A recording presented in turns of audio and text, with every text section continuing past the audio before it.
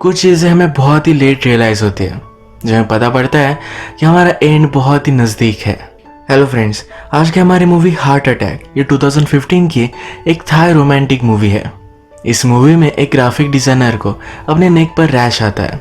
ये दिखाने के लिए डॉक्टर के पास जाता है और डॉक्टर के साथ ही रोमांस स्टार्ट हो जाता है। ये जो आज की हमारी मूवी है, इस मूवी में हमारी मेन कैरेक्टर की डेवलपमेंट ये बहुत ही डीप की गई है। हमारी लाइफ, हमारी फीलिंग्स, इन सब चीज़ों के बारे में सोचने में मजबूर कर देती है। वीडियो स्टार्ट करने से पहले मैं आप सबसे रिक्वेस्ट करना चाहता हूँ, अगर ये वीडियो आपको अच्छा लगता है तो प्लीज़ इसे लाइक कर दीजिएगा, कमेंट भी कर दीजिए, जिससे चैनल को बहुत सपोर्ट मिलता है। अब बिना किसी देरी के इस ब्यूटीफुल सी मूवी को एक्सप्लेन करना स्टार्ट करते हैं। मूवी स्टार्ट होते ही वार्निंग आती है कि हर आदमी को 6 से 8 घंटे रोज सोना चाहिए। हमारा मेन कैरेक्टर हमसे कहता है कि मेरे पास एक सुपर पावर है, 3 दिनों तक मैं बिना सोए रह सकता हूँ। ये हमारा मेन कैरेक्टर जिसका नाम है यून, ये एक फ्रीलांस ग्राफिक डिज़ाइनर है। फ्रीलांस का मतलब वो कॉन्ट्रैक्ट बेसिस पर वर्क लेते हैं। जब उनकी डेडलाइन खत्म हो जाती है तो उनका वर्क भी खत्म हो जाता है। इस सीन में हम देखते हैं यून बहुत ही फास्टली अपना काम खत्म कर रहा था। उसके पास उसकी फ्रेंड आई जिसका नाम है जे। जो भी सब काम होता है ये जे ही उसे ला कर देती है। इस काम को करने में जून ज़रा लेट हो चुका है। ऑलरेडी 3 दिनों से वो कंटिन्यूसली काम कर रहा है, सोया भी नहीं।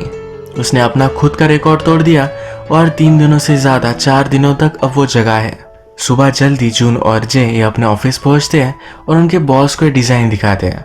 बॉस कहती है कि इसमें ऐसा फील नहीं आ रहा, ज़रा ये प्रोफेशनल लगना चाहिए। जैसा बॉस ने कहा था यून ने वैसा ही किया है, पर फिर भी वो सेटिस्फाइड नहीं है। डेडलाइन कंप्लीट होने में सिर्फ 2-3 घंटे है। जून जल्दी से काम पर लगकर पूरा डिज़ाइन बदल देता है। बॉस जब ये देखती है तो उसे नया डिज़ाइन अच्छा लगता है। बेचारा 4 दिनों से सोया नहीं, रेस्टोरेंट में आकर फूड ऑर्डर कर सो जाता है। आज के दिन जब वो कैलेंडर देखता है तो उसे याद आता है उसके फ्रेंड की फादर की डेथ एनिवर्सरी है, उसे वहाँ जाना पड़ेगा। जे उसे कहती है कि तुम्हें वर्क की डेडलाइन है जो कंप्लीट करनी है। यून बहुत ही कंफ्यूज था क्योंकि वो उसका बेस्ट फ्रेंड है। जे पूछती है लास्ट टाइम तुमने उसे कब देखा था। यून को ये भी याद नहीं है। यून यहाँ टेम्पल में पहुँचता है पर उसने अपने साथ एक लैपटॉप लाया है। एक मंक से वो वहाँ के वाईफाई का पासवर्ड मांगता है। उसकी फ्रेंड की फादर के फोटो के पीछे वो अपना काम करने लगता है। जब उसके फ्रेंड ने उसे नोटिस किया तो यून एज अ फॉर्मेलिटी उसे कहता है लाइफ और डेथ ये नेचर का साइकिल ही है। उसका फ्रेंड उसे समझाता है कि अगर तुम बिजी थे तो तुम्हें आने की कोई भी ज़रूरत नहीं थी। यून हमेशा इतना बिजी होता है कि जो उसे चेक मिलता है उसे कैश आउट करवाने के लिए भी लेट हो जाता है। आज वो यही करवाने के लिए आया हुआ था तो उसे एक कलीग मिलता है। कलीग का नाम काय है।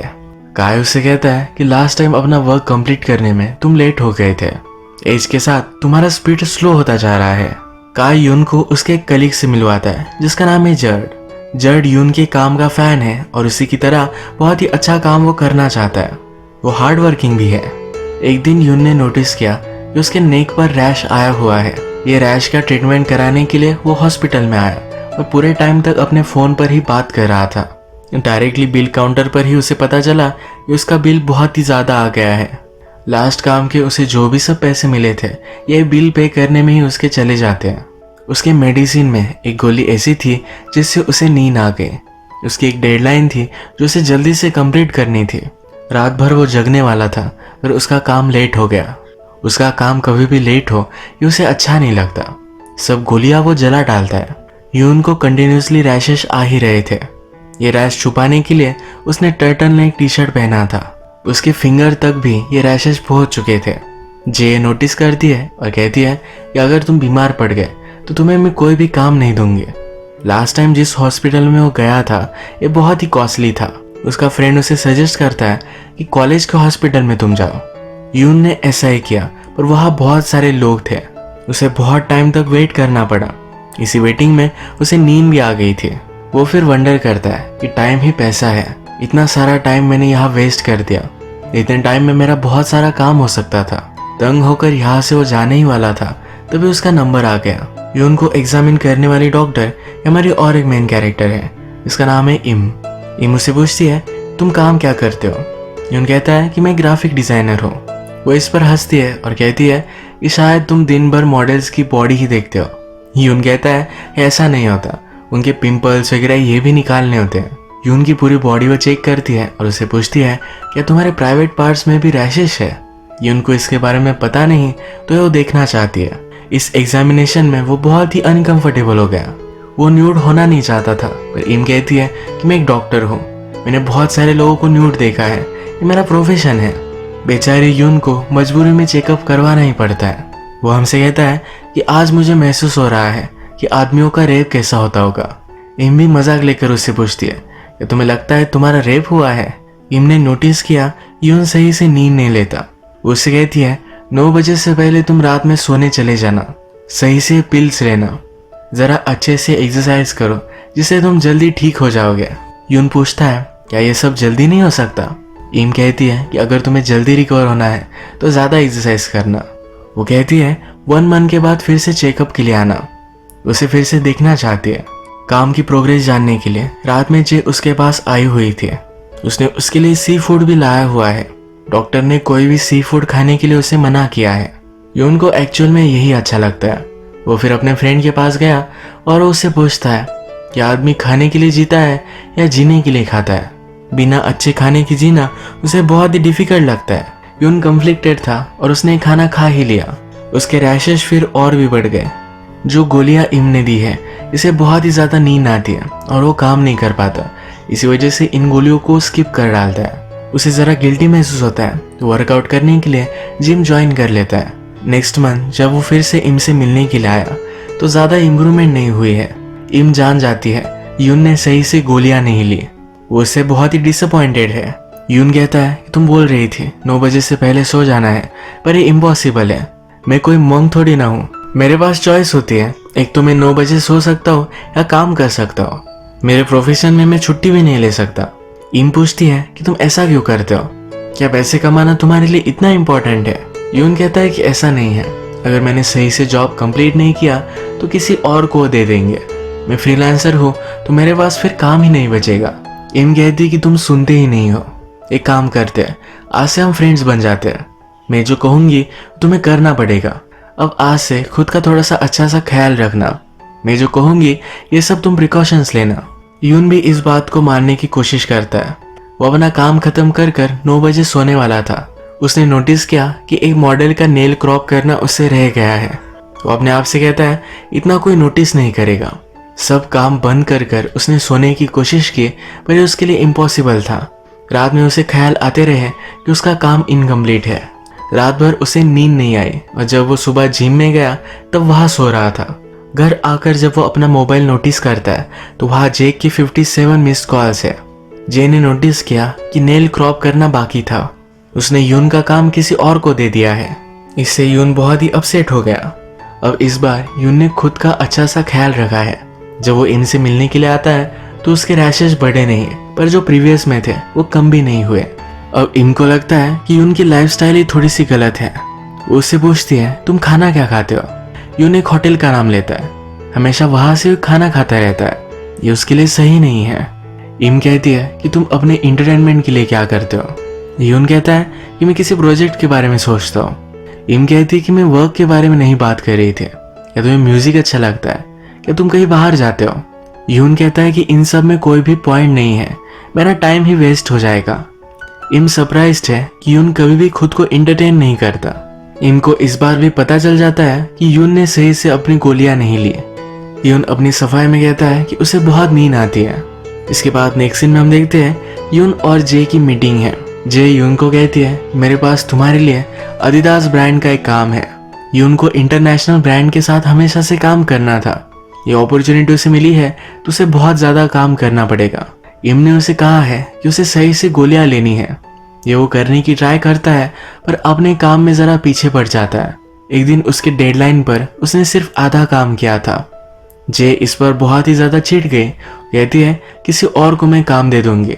यून कहता है कि प्लीज ऐसा मत करो, इस चांस के लिए मैं बहुत टाइम से वेट कर रहा था। वो जे के पास बहुत ज्यादा गिड़गिड़ाता है। जे को भी उस पर तरस आता है और ये काम उसे कंटिन्यू करने देती है। नेक्स्ट टाइम जब यून हॉस्पिटल में आया तो वेटिंग रूम में अपना काम कर रहा था। काम करते करते उसे इतना टाइम हो गया कि सब लोग वहां से चले गए थे। इम अपने कैबिन के बाहर खड़े होकर उसे नोटिस कर रही थी। जब यून ने रियलाइज किया तो इम के पास वो आया। इम उसे पूछती है या मेरी वजह से तुम्हारी लाइफ हार्ड हो रही है। यून कहता है कि मैं ठीक होने का बहुत ट्राई कर रहा हूँ। अब यून के रैशेस और भी बढ़ चुके हैं। इम यून को समझाने की कोशिश करते हैं कि तुम्हारा काम इतना इम्पोर्टेंट नहीं है, तुम्हें अपनी खुद की केयर करनी चाहिए। यून कहता है कि अब मैं पीछे नहीं हट सकता। इस प्रोजेक्ट का मैं हमेशा से वेट कर रहा था, वो फाइनली मुझे मिल चुका है। मेरा काम करने में मुझे मज़ा आता है, इसके अलावा मैं किसी बारे में सोचता भी नहीं है। इम कहती है कि ऐसा काम करते रहोगे तो एक दिन तुम मर जाओगे। यून कहता है कि मरने से मैं डरता नहीं, अगर मेरा काम करते करते मैं मर भी गया फिर भी ठीक ही होगा। इम कहती है मैंने तुम्हारे जैसे बहुत लोगों को देखा है, तुम जैसे लोग अपनी लाइफ में किसी की भी केयर नहीं करते। यून कहता है कि तुम मेरी लाइफ में बहुत ही ज़्यादा इंटरफेयर कर रही हो। इम को इस पर गुस्सा आ गया तो कहती कि ठीक है, तुम मेरे पेशेंट हो तो मुझे तुम्हें ट्रीट करना ही पड़ेगा। उसे वो मेडिसिन देकर वहाँ से चली जाती है। इस अपॉइंटमेंट के बाद यून बहुत ही सैड था। नेक्स्ट सीन में हम देखते हैं यून की क्लाइंट के साथ एक मीटिंग थी। यून एक फोटो में से एक ऑब्जेक्ट निकालना भूल गया था। वो जो अपनी ट्रीटमेंट कर रहा है तो सही से फोकस नहीं है। जे उसके पास आती है और कहती है कि क्लाइंट को ब्रेक लेना है। यून समझ जाता है कि उसका जॉब चला गया है। उसका कलीग भी आकर उसे चिढ़ाता है, कहता है इस न्यू ईयर पर तुम खाली रहोगे, अच्छा ही हुआ तुम्हें एक अच्छा सा हॉलीडे मिल गया। इस खाली टाइम में क्या करना है ये उनको समझ में नहीं आता। वो सही से अपनी मेडिसिन लेता है, अच्छा सा एक्सरसाइज करता है। एक दिन उसने इंटरनेट पर एक कोट पढ़ा, इसमें लिखा हुआ था किसी को आप जिन नजरों से देखते हो आपकी आंखों से बहुत सारी चीजें बयां हो जाती है। कभी कभी वर्ड्स भी आपकी फीलिंग जता नहीं पाते। लास्ट टाइम जब यून इम से मिला था तो एक दूसरे पर ये नाराज हो गए थे। यून को बहुत ही बुरा लगता है। यून ने नोटिस किया है कि इम अपने एग्जाम के लिए स्टडी करती है।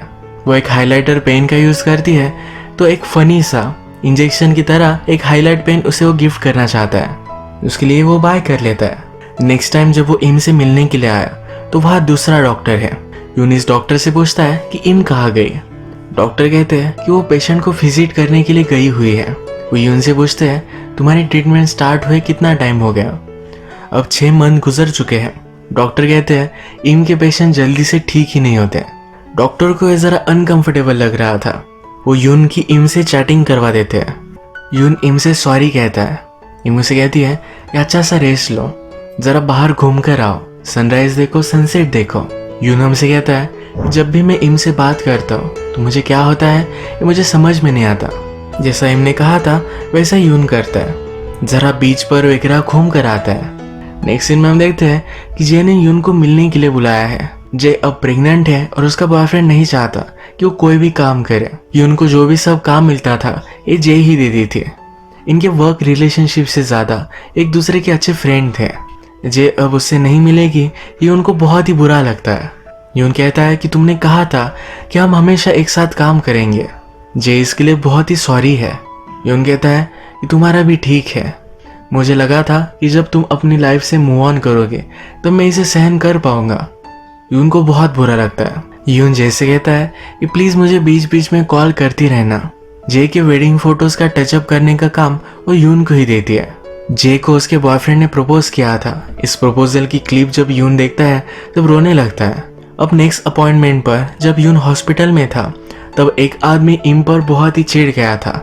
इम ने एक छोटे से लड़के का एक बहुत ही गलत डायग्नोसिस किया। यून जब इम से मिलने के लिए आया तो इम बहुत ही अपसेट थी। यून उससे कहता है क्या तुम ठीक हो। इसके बाद डायरेक्टली ये हॉस्पिटल के बाहर आकर एक दूसरे से बात कर रहे हैं। इम कहती है कि मैं बहुत ट्राई करती हूँ एक अच्छी डॉक्टर बन सकूं, मैं सही से पेशेंट को ट्रीट नहीं कर पाती, तुम्हें भी अब तक ठीक हो जाना चाहिए था। ये बात करते करते इम स्ट्रेस ईटिंग भी कर रही थी। यून उसे कहता है अगर तुम्हें खाना खाना अच्छा लगता होगा तुम्हें खा लेना चाहिए, वो अनहेल्दी भी है पर तुम्हें अच्छा लगेगा, अगर तुम्हें अच्छा लगेगा तो तुम जल्दी से ठीक हो जाओगे। ये सब सुनकर इम को अच्छा लगा। इम पूछती है क्या मैं तुम्हारा टाइम वेस्ट कर रही हूँ।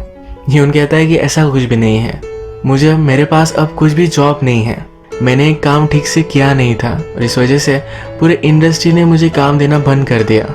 इम कहती है कि तुम्हारे लिए अच्छा ही है, अब जल्दी से तुम ठीक हो जाओगे। नेक्स्ट सीन में हम देखते हैं कि वेडिंग फोटोज पर यून जे के साथ काम कर रहा था। यून उससे पूछता है कि तुम अब रिलेशनशिप में हो, क्या ये टाइम वेस्ट नहीं है।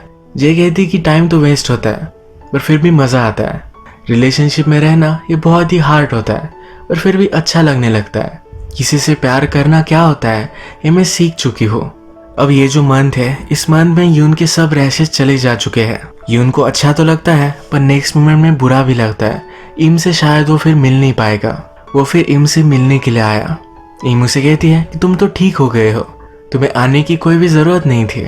इन दोनों में बहुत ही वियर्ड साइलेंस था। यून उसे बहुत कुछ बताना चाहता था पर कुछ भी बोल नहीं पाया। वो इम के केबिन से बाहर निकलता है और थोड़े टाइम तक वही खड़ा रहता है। वो इतना सैड था कि रात में उसे नींद भी नहीं आई। ये सब बातें वो अपने फ्रेंड से कहता है कि मुझे हार्ट ब्रेक की तरह क्यों लग रहा है। मैं हर मंथ में सिर्फ थोड़े टाइम के लिए उससे मिलता था। उसका फ्रेंड कहता है कि हार्ट ब्रेक ही है, तुमने इस रिलेशनशिप में एफर्ट्स डाले हैं, उसके लिए तुम जल्दी सोते थे, अपना काम का भी तुमने कबाड़ा कर डाला, बहुत सारी चीजें तुमने उसके लिए की है कि उनको समझ में नहीं आता कि उसे क्या करना चाहिए। उसका फ्रेंड कहता है कि हार्ट ब्रेक से मूव ऑन करने का एक ही सिर्फ अच्छा तरीका है, अपने आप को तुम काम में झोंक दो। उसे वो डिनर के लिए भी सी फूड देता है। यून के पास कोई भी काम नहीं था पर उसके कलीग का उसे कॉल आया। ये कलीग कहता है ये जो तुम्हें मैं जॉब दे रहा हूँ ये बहुत ही हार्ड है, तुम्हें जल्द से जल्द 2 वीक में इसे कंप्लीट करना पड़ेगा। ये एक इम्पॉसिबल जॉब था पर यून ने जॉब ले लिया। दिन रात वो काम करने लगता है, सही से टाइम पर सोता था पर अब वो भी नहीं करता। उसे 2 वीक में काम कंप्लीट करना है तो नींद के बारे में वो भूल ही जाता है। बाहर का खाना बिना नींद के वो बहुत ही एग्जॉस्ट हो गया। उसके टॉयलेट में भी ब्लड आने लग गया।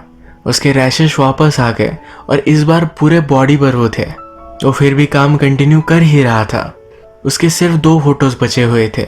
ये काम करना उसके लिए फिजिकली इम्पॉसिबल था पर फिर भी अपनी बॉडी को पुश कर रहा था। उसे फिर चक्कर आ गए, उसके चेस्ट में भी पेन हो रहा था। उसने उठने का ट्राई किया पर ये इम्पॉसिबल था। उसे पता चल गया कि अब वो मरने वाला है। वो अपने खुद का फ्यूनरल इमेजिन करता है। वो हमसे कहता है कि मुझे इसी रूम में मेरा फ्यूनरल करना है। एक म्यूजिक बैंड उसे पसंद है पर कभी भी उनके लाइव शो में वो जा नहीं पाया। वो चाहता है कि उसके फ्यूनरल पर वो प्ले करें। इस फ्यूनरल पर सिर्फ वो जे को, अपने 2 फ्रेंड्स और मदर को बुलाना चाहता है। इम को बुलाए या नहीं इस पर वो बहुत ही कंफ्यूज्ड है। एक बार इम ने उससे कहा था कि मेरे लिए तुम जिंदा रहो, प्लीज मरना मत। यून को बुरा लगता है कि वो प्रॉमिस वो कंप्लीट नहीं कर पाएगा। अचानक से यून के घर पर उसका फ्रेंड आ गया। उसे हॉस्पिटल में उसने एडमिट करवा दिया। उसकी जान बच चुकी है। इम को हार्ट अटैक आया था और यही हमारे मूवी का टाइटल है। हॉस्पिटल में भी इम का कलीग उसे मिलने के लिए आता है। उसके लिए पीसी वगैरह लाया हुआ है। वो कहता है कि जल्दी से इस जॉब को तुम कंप्लीट कर डालो, इसके बाद हम दोनों मिलकर एग्जीबिशन के लिए न्यूयॉर्क जाएंगे। इस बार यून इस काम के लिए उसे मना कर देता है। इसके बाद हॉस्पिटल में जे उसे मिलने के लिए आए। कहती है ये काम 2 मंथ का था, वो तुम्हारा फायदा उठा रहा था, प्लीज मुझे प्रॉमिस करो कभी भी ऐसा कुछ तुम अपनी लाइफ में नहीं करोगे। मैं तुम्हारे लिए और कुछ जॉब ढूंढ कर दे सकती हो। आज जे को कुछ काम था और वो सिर्फ यून का ख्याल रखने के लिए वहां आई हुई है। यून कहता है कि अब जल्द से जल्द तुम्हारी हेल्दी डिलीवरी हो जानी चाहिए। मैं मरते मरते तुम्हारा चाइल्ड देखने के लिए वापस आया हूँ।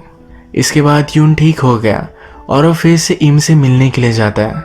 इम भी जून को बहुत ही मिस कर रही थी। वो कहती है कि जिस दिन तुम्हारी ट्रीटमेंट खत्म हो गई उस दिन मुझे बहुत ही बुरा लगा। मैंने अगर एज अ पेशेंट तुम्हें ट्रीट किया होता तो शायद इतना बुरा नहीं लगता। यून कहता है मुझे उस दिन तुमसे कुछ बात करनी थी। तुमने मुझे कहा था मुझे बीच पर जाना चाहिए, सनसेट देखना चाहिए। मैंने एक दिन वैसा ही किया था।